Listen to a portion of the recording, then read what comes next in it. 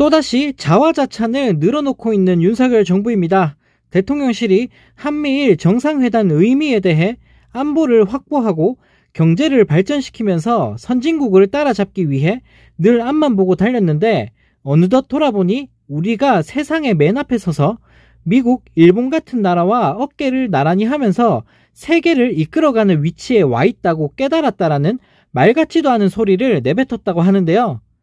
대통령실 대변인은 또 스스로 봐도 놀라운 일이라며 국가적 성취에 자부심을 느끼지만 국제사회의 책임감을 느끼는 시대에 들어왔다.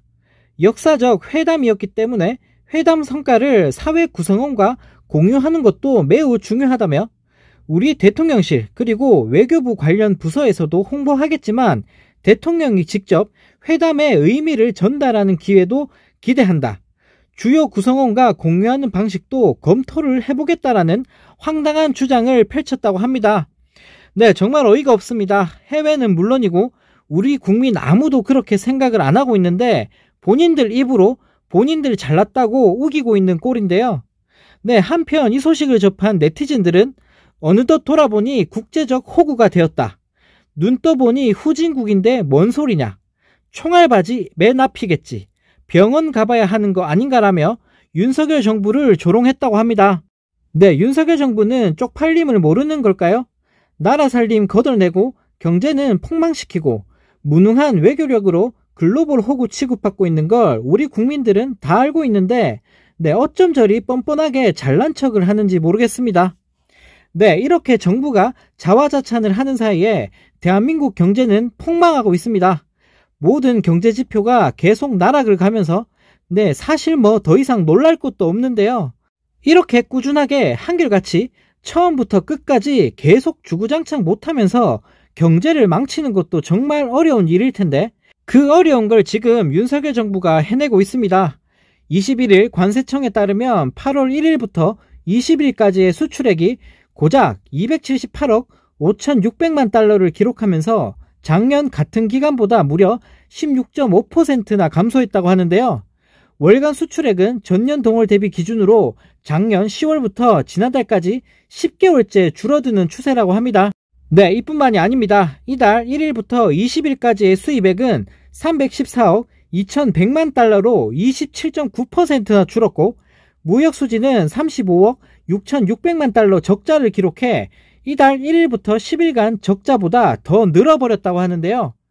지난달 같은 기간과 비교해봐도 적자 규모가 2배 이상 늘어난 셈이라고 합니다. 네, 더 심각한 건 올해 들어 누적된 무역 적자만 284억 400만 달러로 집계되고 있는데요. 네, 정말 어이가 없습니다. 경제가 심각하게 망해가고 있는데 이렇게 심각한 소식을 대부분의 언론들은 제대로 다루지 않고 있는데요. 만약 문재인 정부였다면 하루 종일 언론에서 시끄럽게 떠벌리고 난리가 났을 텐데 지금의 언론들은 하나같이 다 입을 다물고 있습니다. 경제도 보수, 안보도 보수라고 우겨대더니 윤석열 정부 출범 2년도 안 돼 나라가 끝없이 추락하고 있네요.